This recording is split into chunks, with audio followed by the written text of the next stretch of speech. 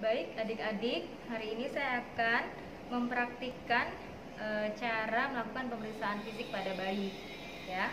Jadi pemeriksaan fisik pada bayi kita lakukan biasanya kalau di rumah sakit itu dilakukan sebelum memandikan bayi. Jadi, karena ketika kita melakukan pemeriksaan fisik, baju bayi ini harus kita buka. Oke. Pertama-tama ada beberapa hal yang perlu disiapkan. Yang pertama, melakukan pemeriksaan bayi itu pada tempat yang datar dan jangan yang sempit ya, seperti ini, datar dan lebar begitu. Lalu siapkan alas ya. Kalau di rumah sakit berarti menggunakan kain linen ya. Lalu siapkan handscoon ya, stetoskop.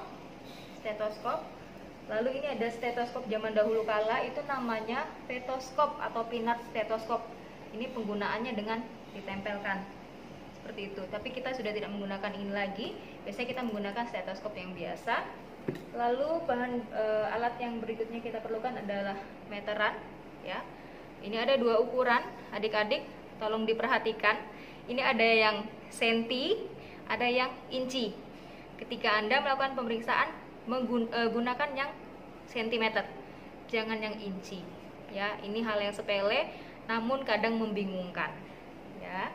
Lalu yang berikut yang disiapkan adalah termometer ya. Termometernya boleh aksila kalau memang tidak ada, tetapi nanti jika di rumah sakit ada yang tembak, yang infrared, boleh pakai yang infrared. Lalu ini adalah pen light. Oke. Pertama-tama ketika kita mau melakukan pemeriksaan fisik pada bayi itu tidak sama dengan orang dewasa ya. Kalau pada orang dewasa itu harus dari kepala sampai kaki atau head to toe supaya kita tidak lupa. Tetapi pada bayi kita sesuaikan dengan kondisi si bayi. Nah, misalnya nih bayinya sedang tidur, maka lakukan pemeriksaan yang tidak membuat bayi itu bangun atau menangis. Misalnya melakukan pemeriksaan tekanan darah, mengukur suhu atau pernafasan dan nadi. Nah, misalnya pada saat ini bayinya sedang tidur nih, maka kita lakukan pemeriksaan itu. Tapi kalau misalnya bayinya bangun, maka lakukan sesuai dengan kondisi si bayi. Nah, saat ini saya akan mencontohkan kondisi bayi saat ini adalah sedang tidur ya. Seperti tadi saya katakan, karena ketika kita melakukan pemeriksaan bayi ini baju harus dibuka, maka pastikan kondisi lingkungan ini nyaman bagi bayi. Yang pertama, kalau misalnya ini ruangan ber-AC, maka matikan dulu AC-nya supaya bayinya tidak kedinginan. Lalu kalau misalnya di rumah sakit, tutup sampiran atau tutup jendela ya, walaupun bayi juga punya privasi. Baik, jika sudah alat-alat sudah siap ya, cuci tangan dahulu. Makanya tadi bayi ditaruh di tempat yang tidak pinggir. Lalu usahakan cuci tangannya nggak usah jauh-jauh ya. Cuci tangan, setelah cuci tangan lalu pakai handscoon. Handscoonnya cukup handscoon bersih saja.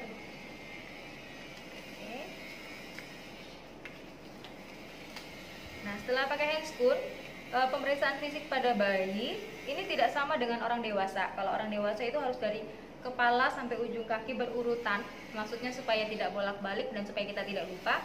Kalau pada bayi kita sesuaikan dengan kondisi bayi. Nah, karena ada pemeriksaan-pemeriksaan yang membutuhkan kita harus suasananya hening, bayinya harus tenang, seperti mendengarkan suara nafas dan jantung, ya, menghitung nadi itu dan nafas itu kita perlu bayinya tenang.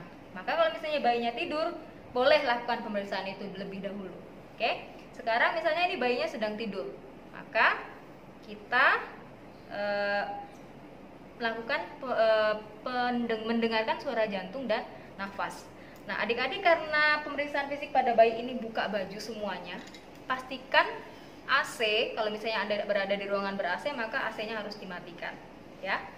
Oke, lalu jangan di ruangan yang terbuka ya, walaupun bayi juga punya hak asasi. Oke, sekarang kita akan mendengarkan suara jantung dan nafas dahulu menggunakan stetoskop. Sebelum menempelkan, stetoskopnya harus dihangatkan dulu karena ini besi, ini biasanya dingin. Maka silakan genggam menggunakan tanganmu, gak usah taruh di ketek ya, cukup digenggam saja ya. Ketika sudah hangat, kita dengarkan suara jantung ya. Oke, letakkan stetoskop tepat di puting susu si bayi. Tahu ya puting susu ya? Tempelkan ya, tempelkan Pertama-tama kita dengarkan suara jantungnya bayi. Apa suaranya? Apakah lubduk ataukah seperti suara kaki kuda yang berderap? Kita dengarkan dengan baik. Lalu kalau misalnya sudah mendengarkan suara jantung, selanjutnya adalah kita menghitung nadi. Ya, jadi menghitung nadi bayi ini gampang banget. Kita tinggal mendengarkan pakai stetoskop berapa. Ya. Selain di jantung menghitung nadi juga boleh sama seperti yang biasa kita lakukan. Boleh di nadi brachialis, ya. Ya, di sini nadi brachialis atau di nadi radialis, di sini boleh. Mana yang lebih nyaman. Tetapi kalau tadi sekalian mau mendengarkan dari jantung itu juga boleh. Oke. Setelah pemeriksaan jantung, kita lanjut ke pernafasan. Mendengarkan suara nafas, ya. Tempatnya sama seperti orang dewasa. Jangan sebentar ya. Misalnya gini.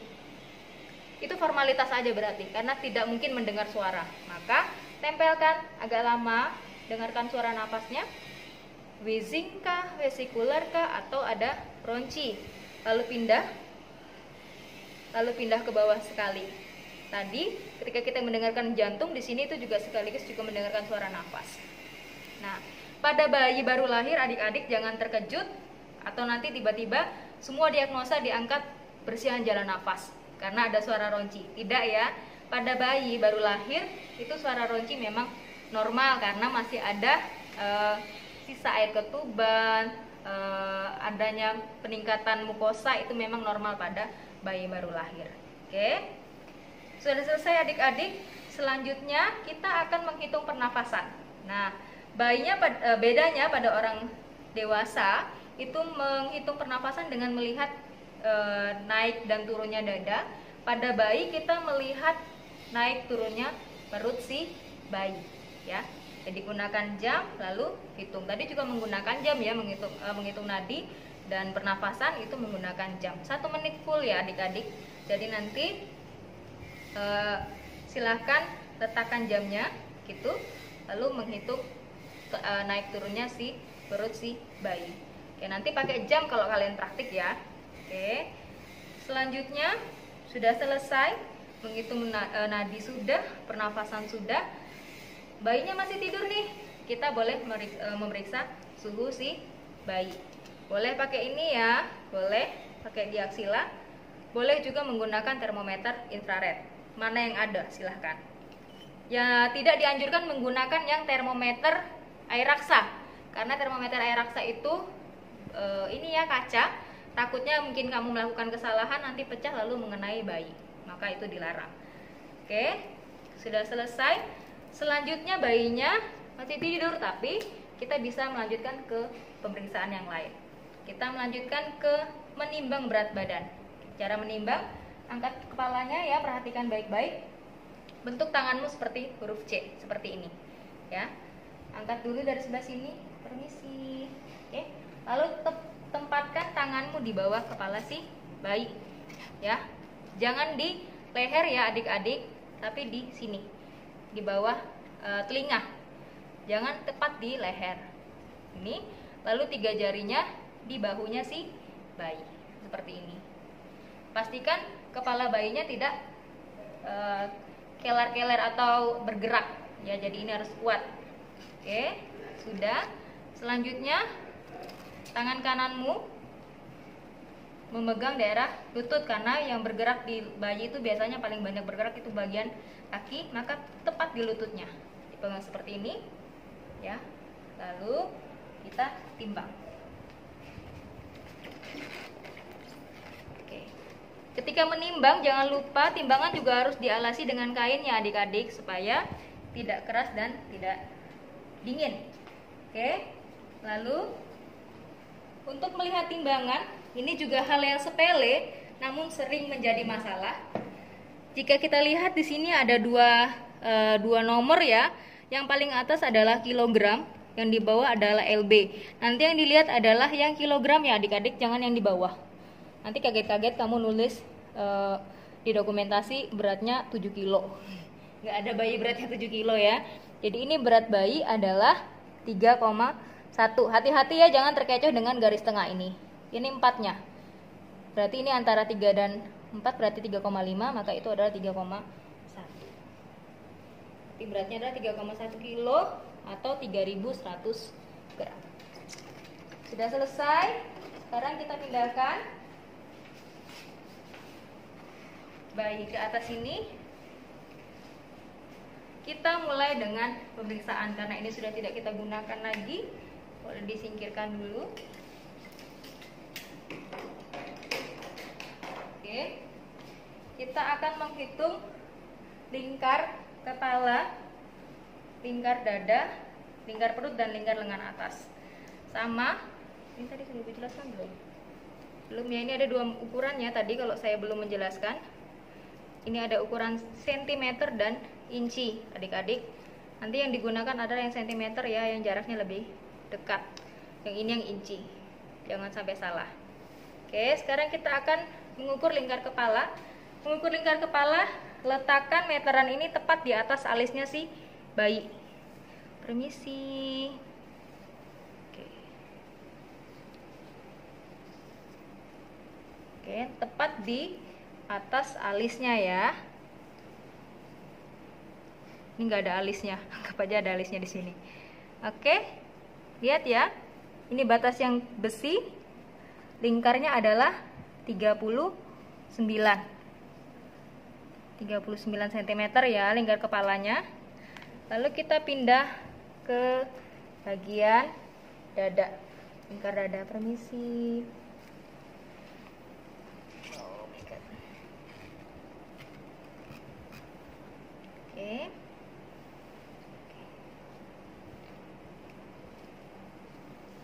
Lingkar dadanya, meterannya tepat di atas puting si bayi. Tahu ya puting susu ya. Oke, seperti ini. Lingkar dadanya adalah 35 cm ya adik-adik. Oke. Sudah selesai tadi 39, 35. Kalau Anda adalah orang pelupa, boleh langsung dicatat. Tapi kalau misalnya daya ingatnya kuat, boleh dihafal dahulu. Oke, selanjutnya adalah mengukur lingkar perutnya si bayi. Tinggal pindah ke bawah.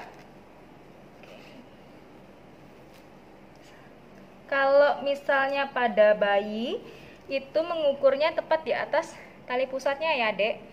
Ya. Sini.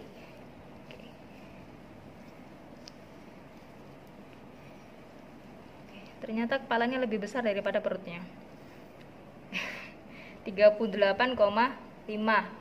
ya, 38,5. Ingat ya. Yang putih silakan dilihat saja. Nih, 38,5 atau 38,4. Udah. Lalu lingkar lengan atas. Lengan atas yang bagian sini ya. Ini lengan bawah, ini bagian atas, sepertiga. Sama seperti pada orang dewasa. Jadi ketika kita mau mengukur lingkar lengan atas itu sepertiga. Bagi 3 dulu. 1, 2, 3. Sepertiga berarti di sini. Oke. Permisi Adek. Lingkar lengan atasnya 13,5 ya. Sudah selesai dengan semua pengukuran. Tidak ada lagi. Terakhir adalah panjang badan si bayi. Nah, kalau misalnya nanti di rumah sakit ternyata ada meja, biasanya ada meja yang sudah disiapkan dengan meteran. Biasanya di pinggirnya ini sudah ada meteran, maka itu lebih mudah. Nanti tinggal si bayinya kita letakkan sesuai dengan ukuran meja ya. Nanti sama seperti tadi, nggak usah ditekan-tekan ya bayinya, cukup satu kakinya aja yang dipanjangkan sepanjang apa ya. Tapi kalau misalnya memang tidak ada, ya seperti yang saya bikin ini saja, yang saya buat, taruh aja meterannya lurus ke bawah supaya nggak mudah. Kalau misalnya berdua memang mungkin lebih enak kalau ada yang nahan, tapi kalau kamu sendiri luruskan aja meteran di samping ya Dek. Luruskan meterannya di samping, lalu sesuaikan dengan ukuran bayi. Nanti bayinya menyesuaikan meteran, lalu cukup satu kaki saja yang diluruskan. Luruskan sepanjang apa dia. Ini bayinya panjang nih, 55. Ya, jadi yang diukur jangan ininya telapak kakinya dipanjangkan ya, tapi sampai tumit, sampai di bawah sini. Ya, makanya ini ditekan lututnya supaya lurus, lalu lihat tumitnya sampai mana. Pada bayi ini panjangnya 55 cm. Sudah selesai. Berat badan sudah, tinggi badan sudah, lingkar-lingkarnya sudah. kita lanjut ke pemeriksaan yang lain. Nah, kita boleh mulai dari kepala hingga kaki, head to toe. Dari kepala kita raba dulu, ya. Mungkin masih ingat ya tentang sepal hematum dan kaput succedema ya, kalau tidak salah, ya.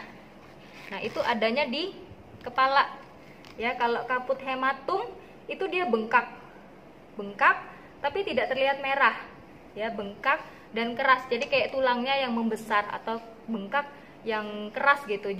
Jadi ada hematum atau ada perdarahan, tapi dia di bawah tulang tengkorak, sehingga tidak terlihat adanya kebiruan atau kemerahan kayak ada pembuluh darah yang pecah, tidak, tetapi dia warnanya putih tapi besar dan keras.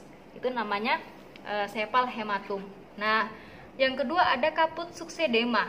Nah, kalau kaput succedema dia ada perdarahan di atas tengkorak, itu yang warnanya kayak benjol gitu ya, bahasa Indonesianya benjol, lalu warnanya kemerahan atau kebiruan seperti itu. Namanya kaput succedem. Nah, yang berikutnya yang kita lihat adalah sutura. Nah, kalau adik-adik lihat, sutura itu adalah kayak dua tengkorak ya yang disatukan. Jadi kayak kepalanya si bayi ini kayak ada batasnya, kayak ada jaraknya gitu. Biasanya di sini satu, lalu ada di sini satu garis. Jadi membagi tengkorak yang besar dan tengkorak yang kecil di depan. Itu namanya sutura. Coba cut dulu deh. Baik, contoh sutura ini ya, seperti ini ya adik-adik. Ini kalau misalnya adik lihat di bayi itu ada garis lurus yang di sini dan yang di sini, itu namanya sutura. Kenapa kita harus melihat sutura? Sutura itu tidak, yang normal itu tidak mepet banget dan tidak lebar sekali. Nah, kalau dia terlalu mepet, kita curiga ini bayinya prematur. Tapi kalau misalnya dia terlalu lebar, kita curiga dia infeksi. Itu sutura, ya. Yang berikut yang kita lihat adalah ubun-ubun. Ini deh, ubun-ubun. Ubun-ubun tuh kalau dilihat pada bayi itu yang suka berdenyut-denyut, itu namanya ubun-ubun. Nah, pada bayi ini ubun-ubunnya cekung. Nah, kalau pada bayi yang ini tadi, ini ubun-ubunnya cembung, ya. Nih, beda. Nah, cekung pada bayi ini menandakan bayi ini mengalami dehidrasi atau kurang cairan. Yang normal itu yang seperti ini, tidak cekung, ya, normal aja, lurus gitu ya. Oke. Selanjutnya kita lihat juga apakah ada molding. Molding itu kalau misalnya pada bayi baru lahir, kamu lihat kepalanya lurus ke atas, bukan lurus sih, lonjong. Nah, itu namanya molding. Nah, kalau molding itu bisa disembuhkan, kata orang-orang zaman dahulu kala itu menggunakan topi biar kepalanya bulat. Ya, karena memang tengkorak pada bayi ini masih tulang rawan, jadi memang itu mempengaruhi. Kenapa sih bisa ada molding? Itu biasanya pada bayi-bayi yang dilahirkan normal. Jadi kalau dia lama di jalan lahir, kepalanya akan memanjang gitu. Gak apa-apa, itu tidak masalah. Oke, kepala sudah. Ya, kita lihat ada benjolan nggak, ada lesi atau tidak. Kita pindah, lihat ke wajahnya. Lihat wajahnya simetris atau tidak. Ya, lengkap nggak, dua matanya letaknya sama atau tidak, ya. Telinganya letaknya lurus sama atau tidak, ya. Apakah ada luka atau lesi, ya. Lalu perhatikan wajah khas Down syndrome. Apa sih wajah khas Down syndrome? Tahu Down syndrome ya? Nah, wajah khas Down syndrome adalah jarak mata itu terlalu jauh. Kalau kita lihat di sini, ini matanya dekat ya, normal ya. Selain karena hidungnya yang mancung gitu, ini aja agak dekat, atau kalau misalnya hidungnya tidak mancung sehingga lebar, itu tidak masalah. Yang penting jaraknya tidak terlalu jauh. Nah, kalau orang yang Down syndrome, ini jarak matanya jauh. Gitu ya. Lalu yang berikut yang kita lihat adalah telinga. Pada orang Down syndrome, telinganya biasanya letaknya di bawah. Kalau misalnya kita tarik garis lurus, nah, minimal telinga itu lurus di sini, minimal. Tapi kalau pada orang Down syndrome, dia nggak di sini telinganya, ke bawah. Itu ciri khas Down syndrome. Itu. Oke, selanjutnya kita sekaligus mengecek refleks ya Adik. Caranya adalah dengan cara mengetuk mengetuk ini dahi di antara kedua mata. Ketika kita sentuh atau kita ketuk, mata bayi akan menutup atau berkedip. Itu namanya refleks glabelar. Ya, glabelar. Lalu kita lihat hidungnya, bukan hidungnya mancung atau tidak, itu tidak perlu ditulis, tapi dilihat apakah simetris atau tidak. Ya, ada masalah dengan septumnya atau tidak. Oke. Selanjutnya kita periksa di dalam mata dan hidung menggunakan pen light. Sama seperti memeriksa orang dewasa, ya. Kita senter matanya. Refleksnya apa? Miosis atau midriasis? Isokor atau tidak? Ya, miosis kalau misalnya refleks matanya ketika diberi cahaya pupilnya mengecil namanya miosis. Kalau kedua-duanya mengecil namanya isokor. Ya. Lalu kita lihat hidung. Caranya pegang di ujung hidungnya ya Adik-adik. Pegang lalu lihat apakah ada polip atau tidak, apakah ada perdarahan atau tidak, ya. Begitu. Sudah selesai. Kita lanjut ke mulut. Lihat juga apakah mulutnya simetris atau tidak, ya. Lalu perhatikan palatumnya. Tahu palatum ya Adik-adik? Palatum itu adalah langit-langit mulut. Maka buka si mulutnya si bayi, center, perhatikan baik-baik, ya. Apakah ada lengkap atau tidak langit-langit mulutnya, begitu. Lalu kalau misalnya nih, oh kok ternyata di lidahnya ini ya, di lidahnya ada putih-putih ya. Nah, kita cek apakah putih-putih itu karena bekas ASI atau jamur. Caranya menggunakan kasa steril Adik-adik, taruh dalam lilit di jarimu, lalu kamu usap. Nah, kalau misalnya dia terhapus berarti itu hanya sisa ASI. Tapi kalau misalnya yang putih-putih itu kita hapus, kok nggak hilang? Berarti itu adalah jamur, infeksi jamur, begitu. Ya. Lalu lidah itu juga menunjukkan tanda-tanda Down syndrome. Nah, orang yang Down syndrome itu biasanya lidahnya pendek dan lebar dan tebal. Jadi Down syndrome itu lidahnya pendek, lebar dan tebal. Itu Down syndrome. Oke, selanjutnya refleks yang bisa kita periksa pada bagian mulut itu adalah refleks mengisap. Ya, refleks mengisap kalau misalnya kita dekatkan, bayi itu biasanya langsung mengikuti arah jari kita. Jadi kita taruh sini, nanti bayinya pasti akan noleh ke arah jari kita dan mengeluarkan lidahnya. Seperti mau mengisap, itu namanya refleks rooting. Ya, rooting. Lalu kalau kita masukkan jari kita, tadi ketika kita membersihkan jamur tadi atau kotoran tadi, biasanya bayi itu langsung mendorong tangan kita pakai lidahnya. Itu namanya refleks ekstrusi. Itu normal pada bayi. Ya. Oke, ada satu lagi.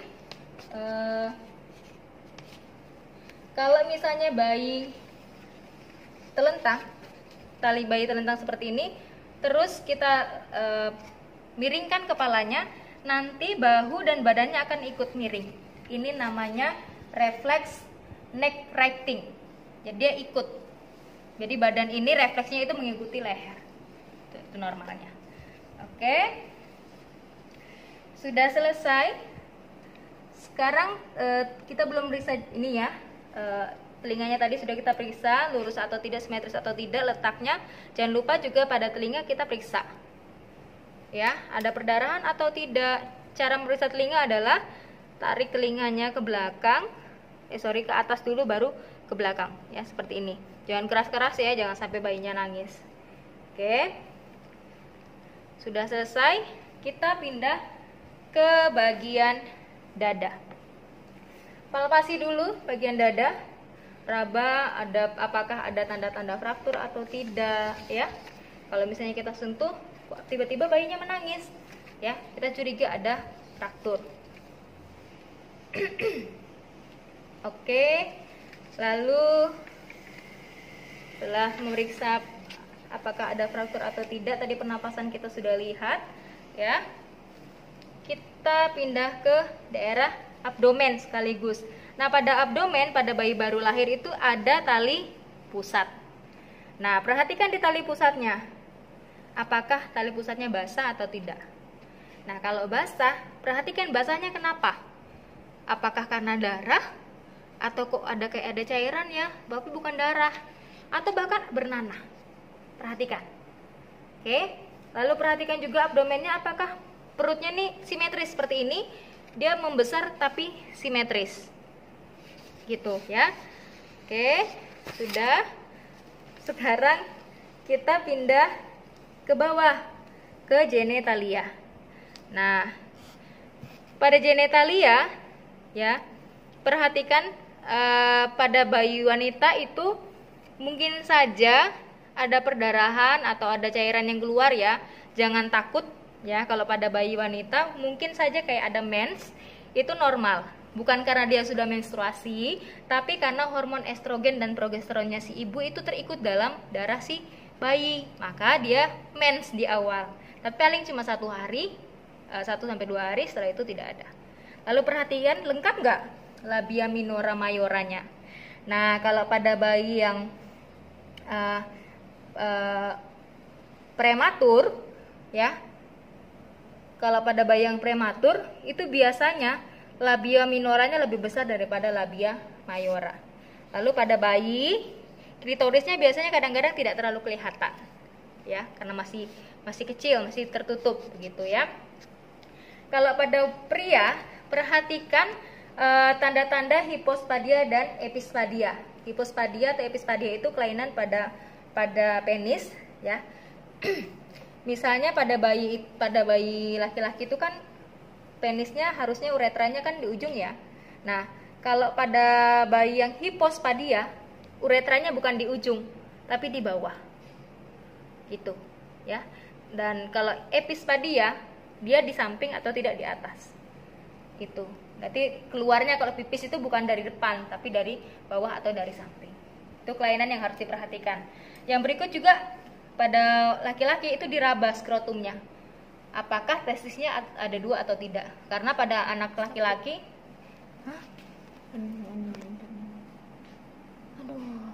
jadi nggak terenu ya. Oke, setelah dari genitalia, kita lanjut ke anus. Diangkat kakinya, silakan diperhatikan apakah ada anus atau tidak ya. Lalu kita istilahnya, apakah anusnya ini berfungsi atau tidak? Artinya kalau anus itu berfungsi kan dia bisa ini ya, buang air besar ya. Maka silahkan tanya pada ibunya atau pada perawat yang lain apakah bayi ini sudah membuang feses untuk pertama kalinya atau sering disebut mekonium ya. Jadi kalau misalnya bayinya sudah mekonium, berarti ya dia anusnya berfungsi dengan normal. Oke. Terakhir kita memeriksa ekstremitas ya. Caranya adalah dengan dari atas ya, dari ekstremitas atas, dari bahu ya, dipalpasi. Kalau misalnya bayi lahir normal, itu rentan sekali terjadi trauma. Ya kan, ketika bayi dilahirkan kan dia ditarik. Maka sangat mungkin sekali ada cedera pada ekstremitas bagian atas. Maka palpasi secara perlahan ya. Kalau misalnya dipegang kok bayinya langsung menangis keras, kita curiga. Ada apa ini? Gitu ya. Lalu tangannya kita luruskan ya. Ini kita luruskan dengan menekan sikunya ke bawah. Ini bayinya nggak bisa ditekuk, nggak apa-apa. Lalu raba sampai ke jarinya. Hitung jarinya ada 5 atau enggak ya. Atau jarinya ini lebih dari 5 atau polidaktili. Ya, kalau lebih dari 5 namanya polidaktili. Lalu kalau bayi prematur ya, dia tidak punya garis-garis tangan seperti ini. Polos, itu bayi prematur. Ya, sudah selesai, kita pindah ke bawah. Sama seperti tadi, kita raba dari paha ya ke bawah, luruskan dengan menekan lutut, lalu ke bawah sini. Hitung jarinya lengkap nggak? Gitu. Tadi ketika kita memeriksa ekstremitas tangan, kan sampai tangan sini ya. Nah, biasanya si bayi itu kalau kita masukkan tangan kita atau pegang tangannya, dia langsung menggenggam. Itu namanya refleks menggenggam. Udah sampai ke bawah kaki. Pada kaki kita periksa refleks Babinski. Caranya adalah boleh menggunakan pen light, boleh menggunakan pulpen, ujungnya pulpen yang tajam itu ya. Caranya adalah dengan menggores dari bawah. Gores begini ke atas. Nah, kaki bayi akan menekuk ke depan. Normalnya kalau pada kita orang dewasa, ketika digores, kita akan menghindar. Nah, kalau pada bayi tidak. Dari 1 sampai 3 bulan, ketika kita gores, kakinya ke depan. Itu normal. Ya. Oke, kalau sudah selesai semua, ya biasanya tadi saya bilang melakukan pemeriksaan fisik ini biasanya sebelum bayi dimandikan. Nah, kalau misalnya mau dimandikan, langsung dimandikan. Kalau misalnya ternyata dia sudah mandi, maka kita rapikan kembali bayinya. Jangan lupa setelah merapikan bayi, cuci tangan dan rapikan alat-alat.